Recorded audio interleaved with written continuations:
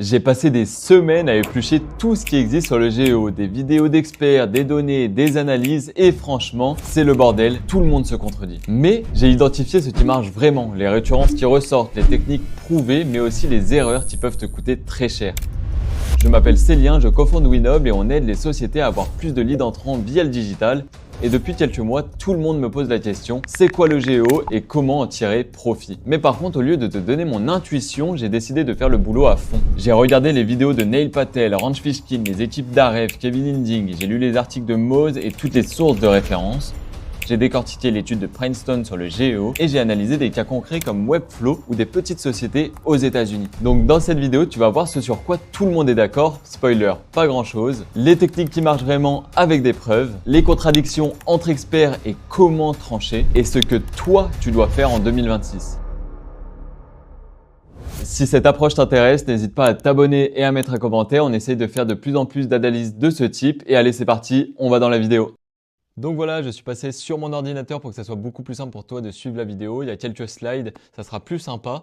Et j'ai aussi mis toutes les sources sur lesquelles on va discuter et que je vais annoncer dans la description. Et j'ai aussi préparé un document qui va venir compléter cette vidéo où il y a beaucoup plus d'infos. Ça peut te servir, soit tu peux le télécharger maintenant pour suivre la vidéo, soit à la fin de la vidéo, comme ça tu peux le garder au chaud. Dans tous les cas, si tu as des questions, que ce soit sur la vidéo ou sur le document, n'hésite pas à mettre un commentaire ou à me contacter sur LinkedIn. Je te répondrai avec plaisir. Et avant de commencer aussi de te dire ce qui marche et les études, etc., j'aimerais un peu poser un contexte. Pour moi, le GEO, c'est pas une nouvelle technique qu'on vient rajouter au SEO. C'est une révolution et ça va complètement venir détrôner le référencement naturel. C'est un changement d'habitude chez les personnes et tu le vois de plus en plus de nos jours. Tout le monde commence à utiliser les IA pour faire leurs recherches.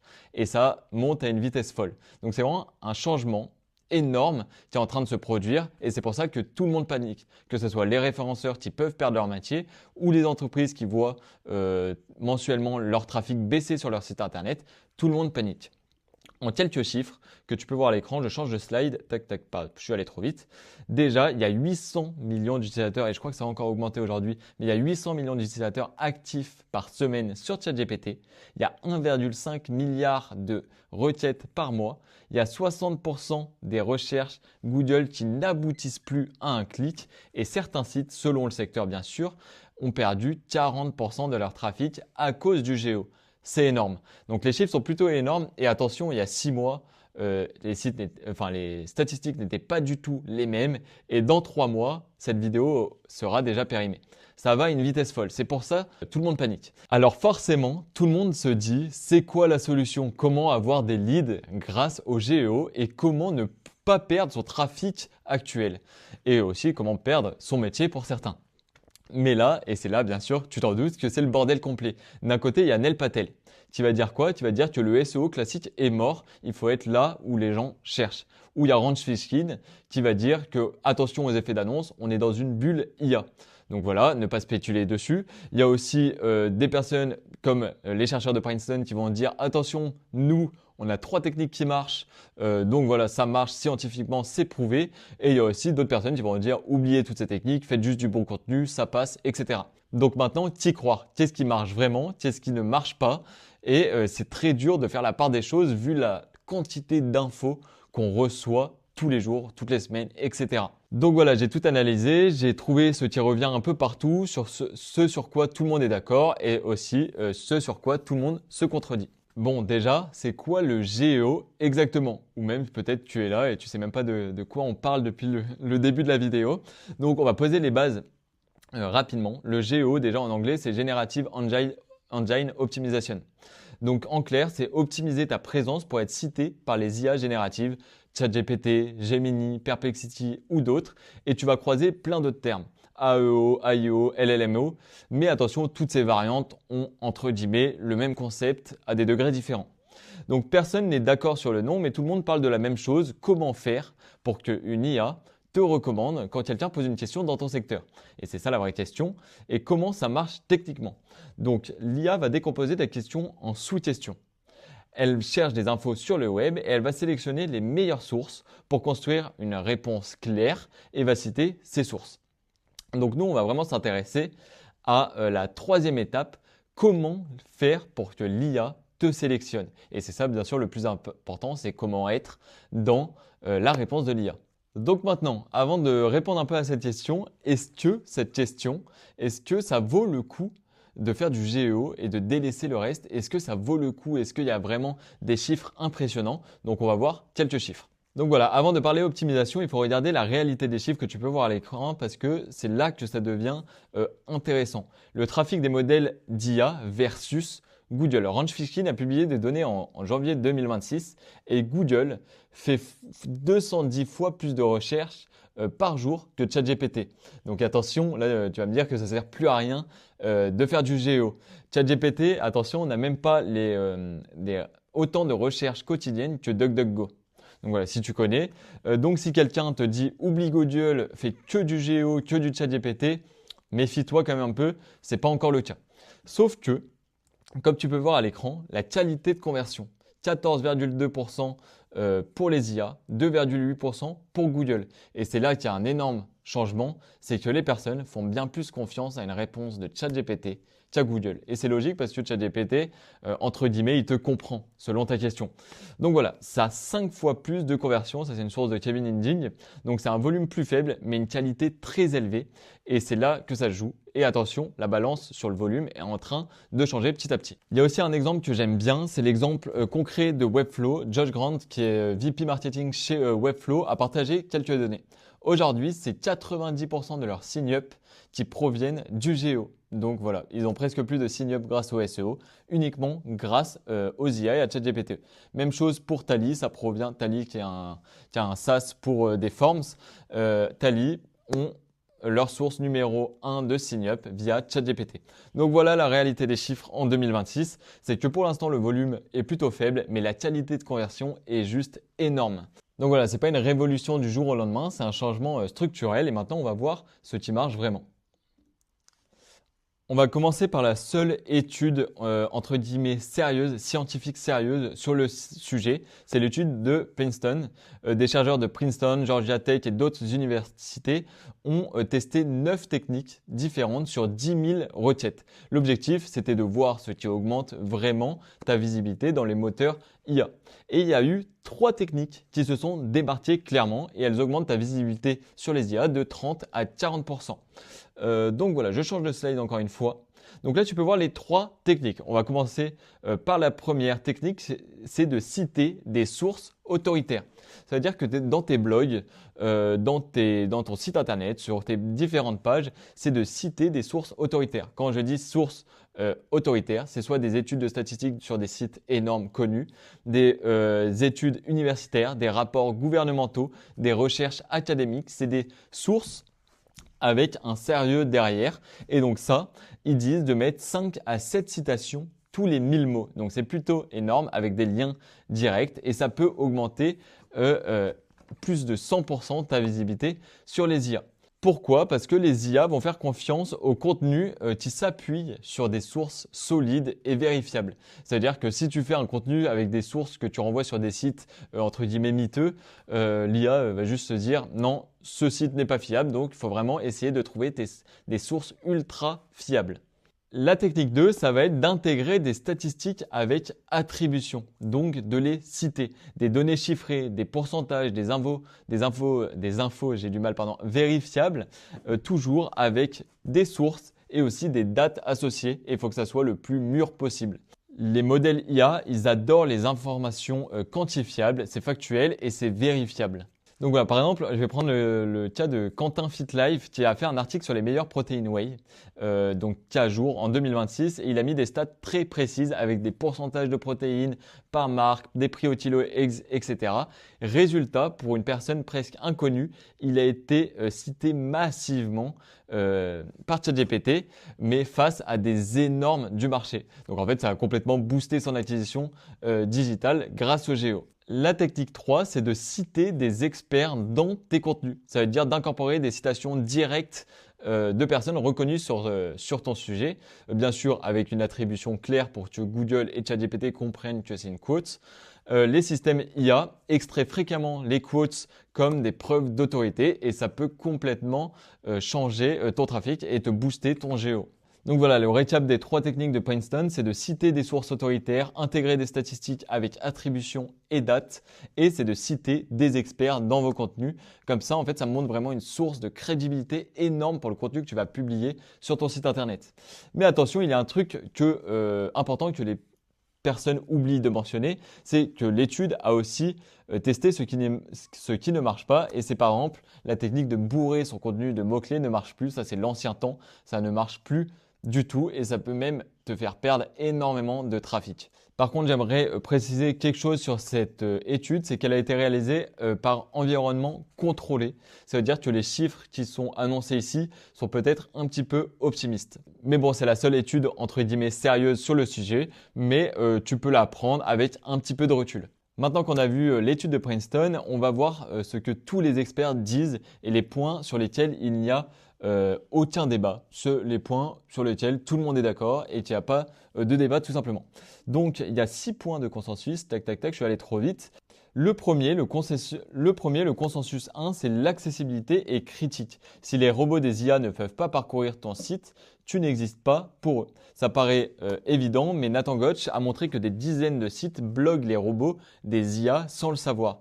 Ce qu'il faut maintenant vérifier dans ton cas, c'est que ton robot texte autorise GPT-Bot, Perplexity-Bot, Claude-Bot. Tu n'as pas de paywall bloquant, ton contenu n'est pas caché derrière du JavaScript, pardon.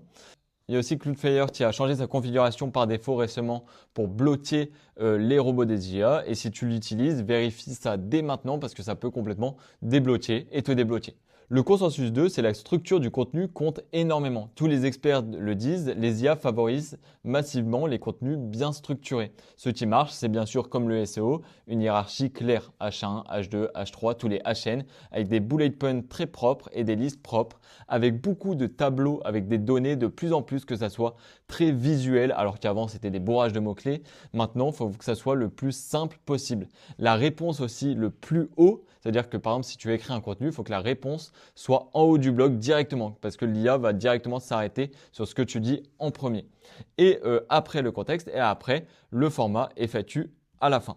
Par exemple, Paul Bonjon et Antoine Verrière ont fait des stats. Ils ont regardé quel site ChatGPT cite le plus et c'est systématiquement des sites avec un formatage impeccable, des tableaux comparatifs en haut de page, des listes claires et accessibles. Il faut rendre son contenu visuel et avec énormément de tableaux.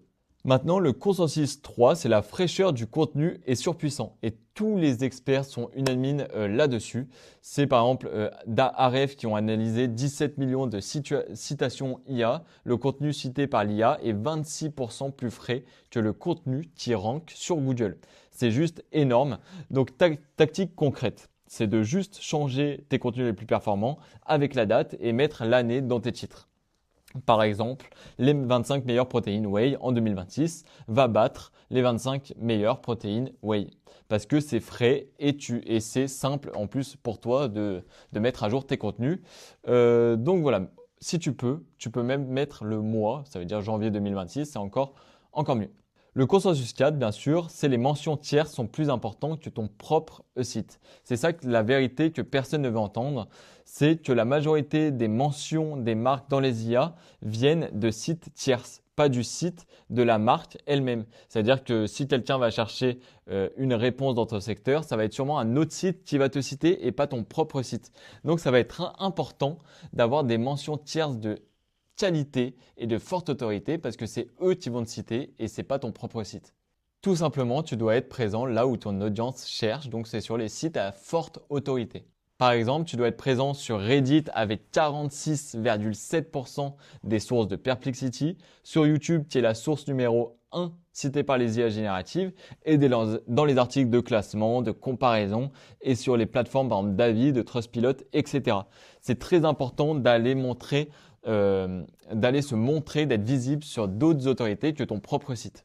Le consensus 5, c'est si tu connais Google My Business, que tu dois connaître, c'est les petites fiches locales avec les avis et c'est de l'or pour le local. Nathan Gotch par exemple l'a montré, Léo Poitvin aussi, tous les experts sur le local sont unanimes là-dessus. Pour le local, Google My Business est encore beaucoup plus important qu'avant. Pourquoi? Parce que le mode IA de Google utilise massivement les données de Google My Business pour répondre aux questions locales. Exemple, si tu vas chercher par exemple meilleure agence SEO à Lille, Google affiche directement les infos de Google My Business, les notes, les adresses, les horaires et par exemple, Antoine Verrière est sorti premier dans ChatGPT pour agence SEO à Lille, principalement grâce à sa fiche Google My Business. Le consensus 6, c'est que le titre reste l'élément numéro 1. Tous les tests le confirment. Le meilleur format qui va marcher, c'est par exemple meilleur, top ou did avec le sujet et avec l'année derrière pour la fraîcheur. Exemple, top 10 des meilleurs consultants SEO en 2026. Donc voilà, tu as 6 points de consensus sur les experts sur lesquels ils sont d'accord. C'est d'être présent sur Reddit, sur YouTube, de se faire citer par des sources d'autorité fortes, de bien hiérarchiser le contenu, etc. comme tu peux voir à l'écran. Et si tu fais déjà ça, tu vas déjà passer devant 90% des sociétés, voire même 99% des sociétés actuellement. Donc voilà, tu peux déjà te train avec ton site internet de faire ça et tu auras déjà des résultats avec le Géo. Donc voilà, maintenant qu'on a vu les points de consensus, ce sur quoi tout le monde est d'accord, quelles sont les contradictions entre experts? C'est vrai que le Géo, c'est un milieu assez jeune, donc quelles sont ces contradictions? On va les voir maintenant. Il y a 4 contradictions principales. La contradiction numéro 1, c'est est-ce que le Géo nivelle vraiment le terrain? Il y a la position optimiste qui va dire, celle de Princeton et de certains consultants qui vont dire les petits sites peuvent vraiment battre les gros. L'étude de Princeton montre qu'un site en 5e position peut gagner plus de 115% de visibilité. Position réaliste, celle de, par exemple, de Josh Grant chez Webflow et de Ranch Fishkin, c'est de la survente et que le Géo ne nivelle pas magiquement le terrain. Les marques établies ont bien plus de mentions tierces, plus d'historique, plus d'autorité, donc elles vont garder l'avantage. Ma lecture, c'est que les deux ont raison selon l'échelle. Les petits peuvent gagner sur des niches très précises et les gros gardent l'avantage sur des sujets larges. Mais la fraîcheur du contenu peut temporairement avantager les petits et c'est une vraie fenêtre de tir à saisir. Et je vais reprendre bien sûr l'exemple de Quentin FitLife qui a surperformé dans un milieu avec des énormes qui, pendant un certain temps, a vu ses ventes exploser grâce au Géo.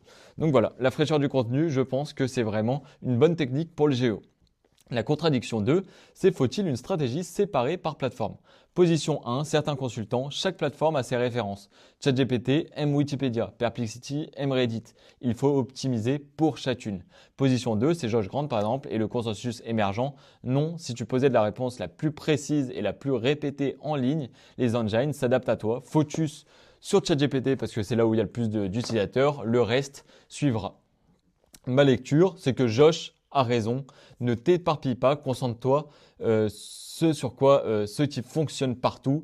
Donc priorise pour l'instant ChatGPT, c'est ce qui fonctionne et bien sûr le reste suivra parce que c'est comme ça que ça marche. La contradiction 3, c'est les données structurées. Ça sert à quoi? Position optimiste, c'est les données structurées aident les IA à comprendre ton contenu, c'est crucial.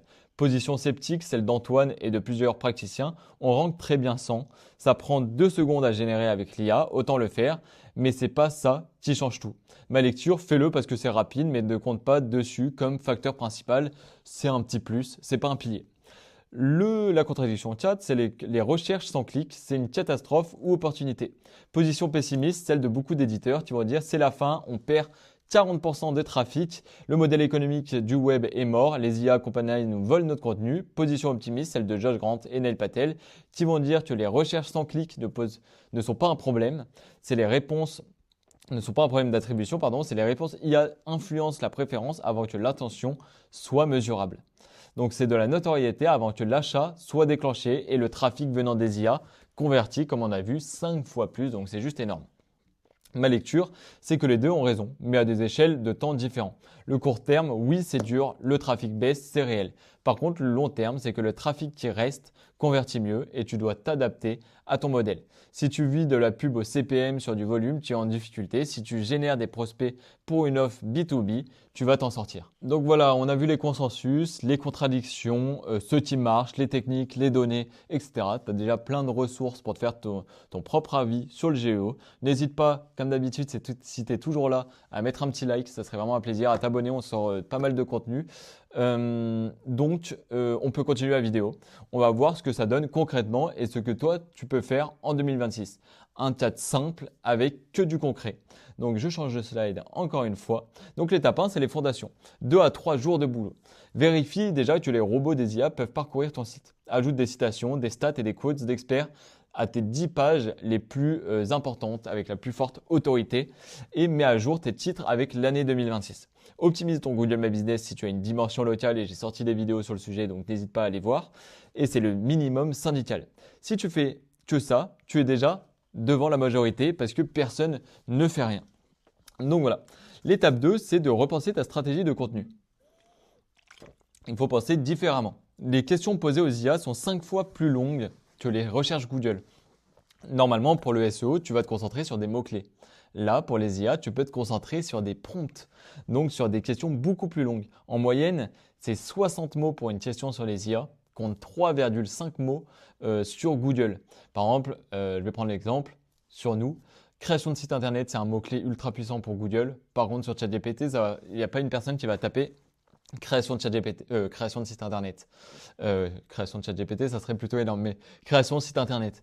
Une personne sur les IA va taper je suis à Grenoble, j'ai un budget de 800 €, comment créer un site internet, tu peux me le faire. Bon, voilà, c'est un exemple, mais c'est que les questions sont beaucoup plus longues et en fait, avec des données, tu peux te concentrer sur ces questions-là. Ça veut dire du budget, une cible, un secteur et faire un blog. Tu en fais plein sur plein de prompts différents.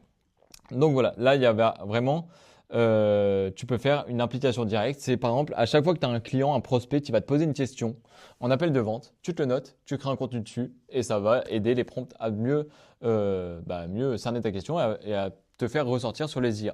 Donc voilà, l'étape 3, c'est de construire ta présence externe. C'est le travail le plus long et le plus impactant sur la durée parce que tu dois être mentionné positivement partout où ton audience cherche. Priorité, bien sûr, c'est de YouTube, créer du contenu ou travailler avec des créateurs sur ton secteur. Reddit, c'est de participer aux discussions authentiquement, pas de contenu envahissant, de la vraie valeur. Avoir des relations presse digitales, de travail pour être cité dans les comparatifs de référence, des avis en ligne, G2, Trustpilot, Capterra, etc. Neil Patel appelle ça être visible partout où les gens cherchent et c'est exactement la bonne idée. Et ton site, c'est une ressource. Les plateformes, c'est là où les gens découvrent ta marque.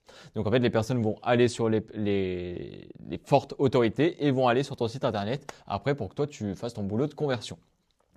L'étape 4, c'est de mesurer avec pragmatisme. Soyons honnêtes, mesurer les retours d'investissement du GEO, c'est très compliqué. Tu ne peux pas mesurer parfaitement d'où viennent tes conversions via les IA. Tout ce que tu peux faire concrètement, c'est d'utiliser BrainRadar d'Ahrefs ou un équivalent pour suivre tes mentions, ajouter des paramètres de suivi sur tes liens, donc des UTM pour identifier les trafics venant de ChatGPT, Perplexity, etc. Teste manuellement, tape tes 10 requêtes principales dans ChatGPT chaque semaine, suis ton pourcentage de voix sur 10 recherches, combien de fois tu es cité. Et donc voilà. Arrête de vouloir bien sûr de tout mesurer parfaitement, c'est beaucoup trop flou pour le moment. Le GEO, c'est de la notoriété sur le long terme. Donc si tu fais des actions maintenant, ne t'attends pas à avoir des résultats maintenant. Tu auras des résultats plus tard, en avance sur tout le monde, mais c'est pas maintenant. Donc voilà maintenant surtout 5 erreurs à ne pas faire. Premièrement, c'est d'abandonner le SEO classique. Deuxièmement, c'est de publier des articles de classement en masse. Troisièmement, c'est de publier du contenu creux pour la fraîcheur. Quatrièmement, tout miser sur ChatGPT en oubliant Google. Attention, c'est pas bien. Et pour finir, attendre des résultats en 2 semaines, comme j'ai dit juste avant. Donc voilà, sur la slide, c'est marqué que le GEO n'est pas une révolution, c'est une évolution. Mais attention, pour moi, c'est quand même une révolution. C'est juste que c'est assez lent. Mais c'est une révolution parce que c'est quand même fou quand on pense ce qui se passe. Il y a quelques années, on faisait pas du tout confiance à un tiers, c'est-à-dire qu'on tapait juste Google. Maintenant, on fait confiance à une IA et on fait confiance 5 fois plus. Donc, ça veut dire qu'on a vraiment une attirance, une sorte de réelle confiance qui se crée avec ChatGPT. Donc, c'est soit flippant, soit pas flippant, mais c'est complètement un changement de ce qui se passe dans notre monde aujourd'hui. Et il faut quand même se mettre à la page. Et si tu es dans cette vidéo, tu as déjà énormément d'avance pour ta société et c'est plutôt sympa. Donc voilà, on a pu voir dans la vidéo les 3 techniques qui marchent de Princeton, les 6 consensus, les 4 contre-réductions. Et bien sûr, comme j'ai dit, tu as le temps, teste des choses de ton côté, délègue certaines choses, ne mets pas toute ton énergie aussi là-dedans. Ça prend du temps, le changement est assez lent. Je t'ai mis bien sûr dans la description le gros document que tu peux retrouver qui récap toute la vidéo et aussi avec une to-do list que tu peux faire rapidement cocher et que tu peux faire maintenant dès ce soir comme le robot texte, etc. comme tu as pu voir. Si tu as aimé la vidéo, encore une fois, n'hésite pas à la liker, à t'abonner. Ça demande pas mal de boulot. Je suis pas forcément encore à l'aise avec la caméra, donc si tu as des conseils, n'hésite pas, ça serait avec grand plaisir dans les commentaires. Nous, on se retrouve pour une prochaine vidéo. Je t'invite encore une fois à télécharger le doc, à t'abonner et on se retrouve pour une prochaine vidéo. Ciao!